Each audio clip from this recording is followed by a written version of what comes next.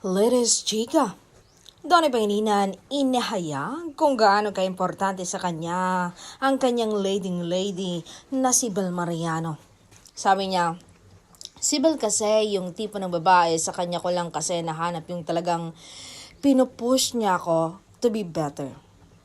Not only as a person, pero sa trabaho ko. Kasi napaka-importante yun eh. Ang hirap makahanap ng isang tao na imo-motivate ka everyday. Magiging inspiration mo everyday. Magiging reason mo kung bakit ka nagtatrabaho ng mabuti at ng maayos.